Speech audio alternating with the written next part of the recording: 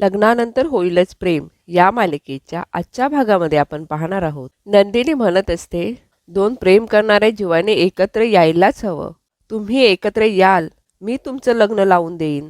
हे ऐकून काव्या, जीवा आणि पार्थला सुद्धा धक्का बसतो. विक्रम धावतच जाऊन नंदिनीला म्हणत असतो, नाही नाही नंदिनी, काय बोलतेस तू हे?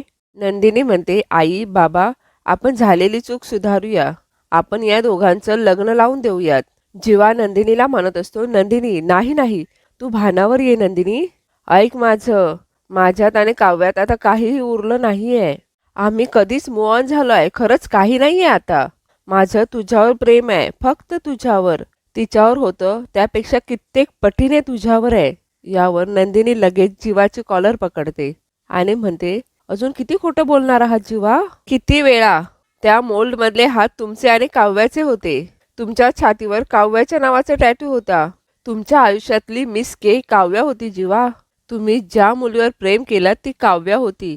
तिच्या आठवणीत तुम्ही लग्नानंतरही जळत राहिलात. मी तुमच्या आयुष्यात आलेली फक्त एक तडजोड होते. हो, फक्त तडजोड होते मी. तुमचं प्रेम ही होती, तुमचं सिक्रेट ही होती. तुम्ही तर मला एवढाही दर्जा दिला नाही की तुम्ही तुमचं सिक्रेट माझ्याबरोबर शेअर कराल.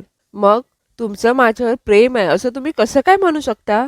नाही, तुमचं पहिलं आणि शेवटचं प्रेम माझी बहीण काव्य आहे. मी तुम्हाला लागलेली फक्त एक सवय आहे.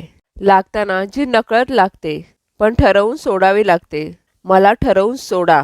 जीवा मात्र नाही नाही असं म्हणत असतो. नंदिनी जीवाला म्हणत असते, मी स्वतःच्या हाताने तुमचं लग्न लावून देईन. काव्या म्हणत असते, ताई प्लीज असं काही करू नकोस. हा अनर्थ आहे सगळा. प्लीज असं काही करू नकोस. जीवा तुझेच आहेत अगं. त्यानंतर नंदिनी काव्याजवळ येते आणि काव्याच्या गालावर हात ठेवते आणि म्हणते, तू पण तर माझीच आहेस ना काव्या? माझा जीव अडकलाय तुझ्यात कायमचा, माहिती आहे ना तुला? मग का नाही सांगितलंस मला? अगं किती विश्वास होता माझा तुझ्यावर. जगात कुणावर नाही इतका विश्वास मला माझ्या छोट्या बहिणीवर होता ग. मला का नाही सांगितलंस ग हे? काव्या म्हणते, सांगणार होते. गृहप्रवेश केल्या केल्या सांगणार होते मी की मला या घरातल्या दुसऱ्या मुलाबरोबर गृहप्रवेश करायचा आहे. पण मी तुला सांगण्याआधीच तू लग्न करून जीवाच्या शेजारी उभी होतीस. त्यानंतर नंदिनीला हे सगळं आठवत असतं. काव्या म्हणते, माझ्या पाठोपाठ या घरात लग्न करून तू आलीस ताई. जीवाने हे सगळं का केलं मला नाही माहीत, पण मला कळत होतं ताई.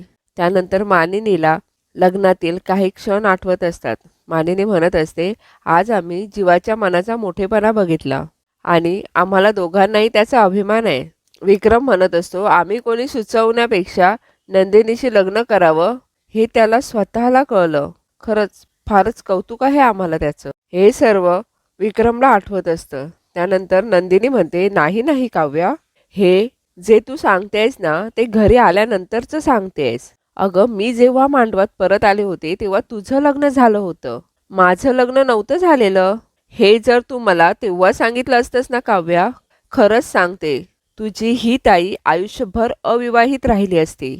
फक्त तुझ्यासाठी.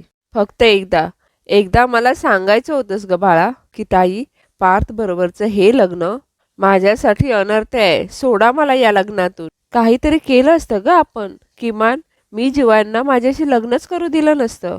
अगं मला नाही, निदान पार्थला तरी सांगायचं होतंस. गावात नाही पण इथे मुंबईला आल्यावर तरी सांगायचं होतंस. एकदा बोलायचं होतंस ग.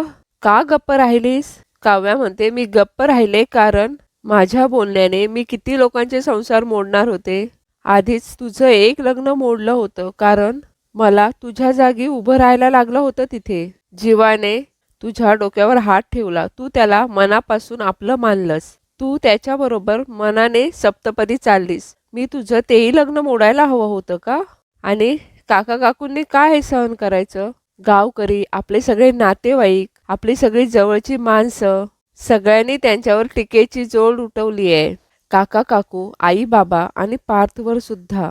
म्हणून काही बोलले नाही ग ताई. नाही बोलू शकले, गप्प राहिले. मला नाही बोलता आलं ग तेव्हा. पण ताई, माझ्यावर विश्वास ठेव, आमच्यात असं काहीच नाही आहे. खरंच विश्वास ठेव, काहीच नाही आहे आमच्यात आता. प्लीज मला समजून घे ग ताई. जीवा म्हणतो, काव्य अगदी बरोबर बोलते नंदिनी. तिने तुला लग्नाच्या दुसऱ्याच दिवशी डिवोर्सचा पर्याय दिला होता, पण तेव्हा तूच तिला म्हणाली सगळं लग्नानंतर होईलच प्रेम. नंदिनी म्हणते कारण मला वाटलं होतं की लग्नानंतर होईल प्रेम, कारण गावात माझ्या पुढे वणवा पेटला होता. माझ्याशी लग्न करून त्या अग्निपरीक्षेतून तुम्ही वाचवलत मला जीवा. त्यासाठी मी तुमची आयुष्यभर ऋणी राहीन. कारण कोणीतरी हातात धरलेल्या हातापेक्षा तुम्ही डोक्यावर ठेवलेल्या हाताचं मोल जास्त होतं माझ्यासाठी. पण आता मला असं वाटतंय की तो हात तुम्ही माझ्या नाही काव्याच्या डोक्यावर ठेवायला हवा होता. तिने नाही सांगितलं, पण तुम्ही सांगू शकला असता ना जीवा. तुम्ही सांगू शकला असता की तुमचं प्रेम आहे एकमेकांवर. तुम्ही का नाही सांगितलं? मला नाही सांगितलं, पण आईंना, बाबांना, कुणाला तरी. त्यानंतर नंदिनी पार्थ जवळ जाते आणि म्हणते, हे पार्थ, हे भाऊ आहेत ना तुमचे? जवळचा मित्र मानता ना तुम्ही यांना? यांना पण नाही सांगितलं? यावर जीवा म्हणतो, कसं सांगणार होतो मी? सांग ना, कसं सांगणार होतो मी? काव्याचं आणि दादाचं आधीच लग्न लागलं होतं, मग कुठल्या तोंडाने सांगणार होतो? यावर नंदिनी म्हणते, ज्या तोंडाने डिवोर्सची कबुली दिली त्याच तोंडाने. हे ऐकून विक्रम म्हणतो, डिवोर्स? रम्या इकडे आपल्या आईला म्हणत असते, बघितलंस? वसू आत्या म्हणते, यांचं कधी हे? हे ऐकून सगळ्यांनाच फार मोठा धक्का बसतो. सगळेजण एकमेकांजवळ बघू लागतात. विक्रम धावतच नंदिनी जवळ येतो. मानिनी सुद्धा नंदिनी जवळ येते. मानिनी म्हणते, काय बोलतेस तू नंदिनी? जीवा म्हणत असतो, नंदिनी तू काय बोलतेस हे? यावर नंदिनी म्हणते, काय झालं? नव्हतं सांगायचं?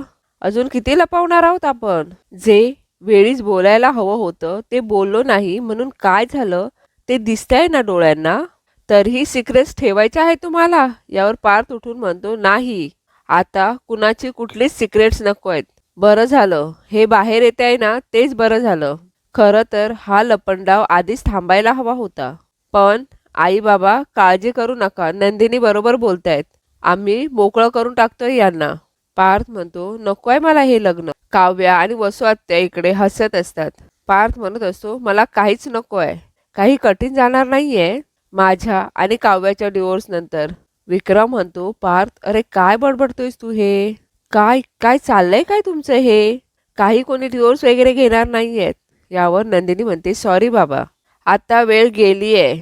आम्ही सगळ्यांनी आधीच डिवोर्स फाईल केलाय. जीवा नंदिनी समोर हात जोडून म्हणत असतो, नंदिनी, नंदिनी प्लीज बस कर आता.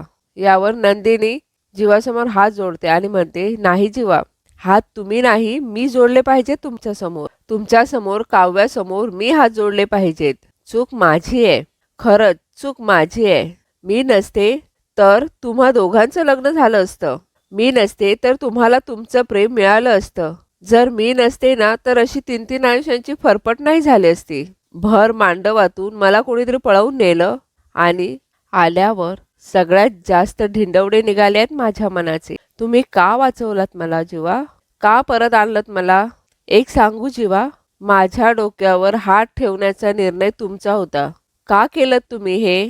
तेव्हाच जर तुम्ही मला टॅटू दाखवला असता, तुमच्या छातीवर काव्या नाव बघून मी आल्या पावली निघून गेले असते.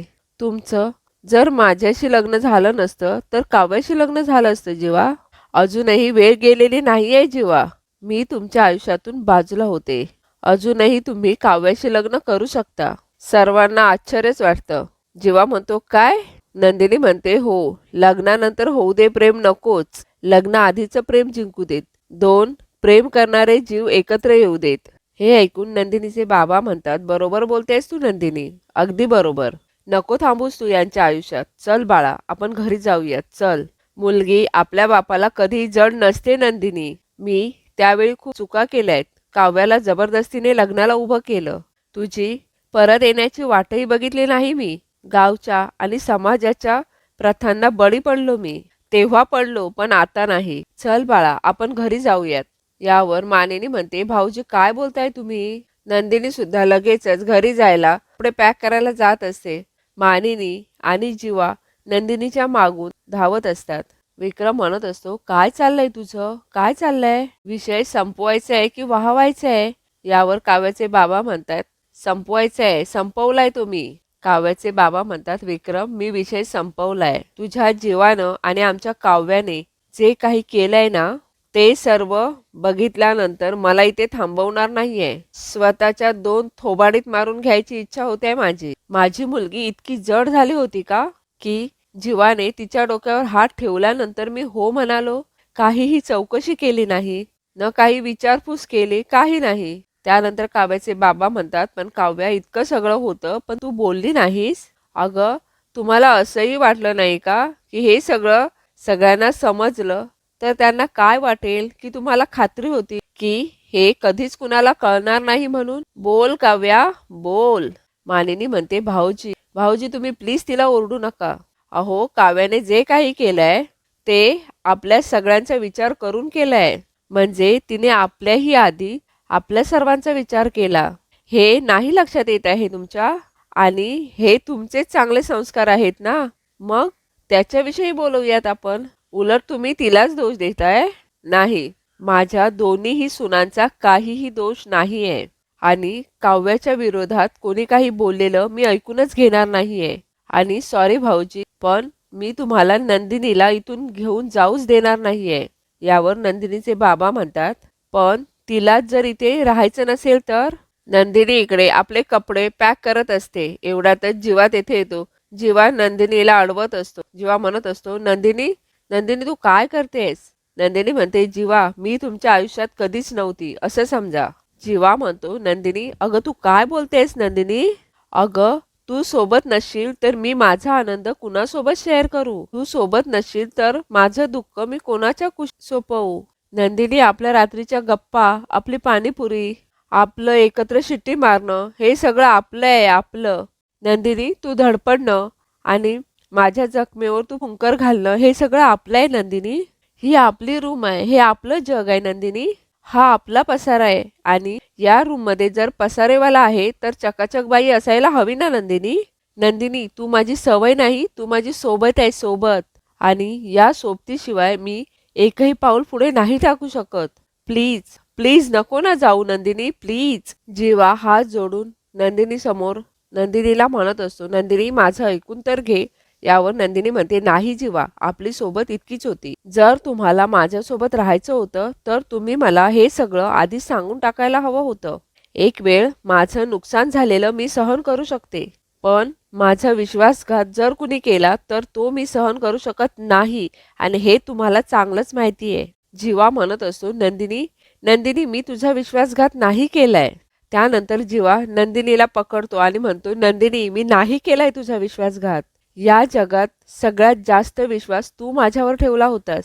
मग मी करेन तुझा विश्वासघात? कुठल्या तरी वेडसरपणात मी हे लग्न केलं, पण या लग्नावर विश्वास ठेवायला तू मला शिकवलंयस. तू दिलेलं घड्याळ सहज म्हणून घातलं ग मी, पण येणाऱ्या वेळेवर विश्वास ठेवायला तू मला शिकवलंयस.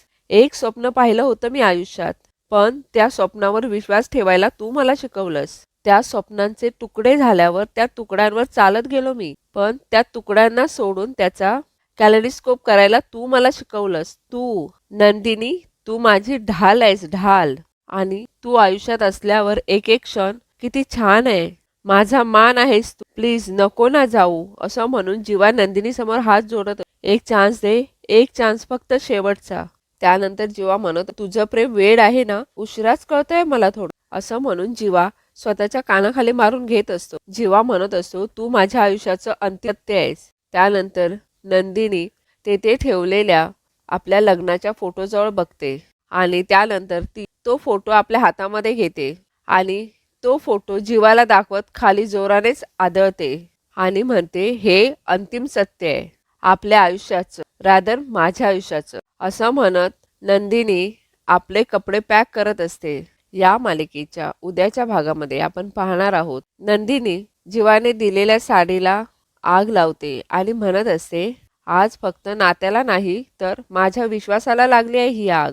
जीवा म्हणत असतो, मी त्याच राखेतून आपलं जग पुन्हा उभं करेन चकाचकबाई. दुसरीकडे पार्थ आपल्या डोक्यावर पाणी ओतून घेत असतो आणि म्हणत असतो, लग्न मानणारा, प्रेमावर विश्वास ठेवणारा हा पार्थ आजपासून मेला.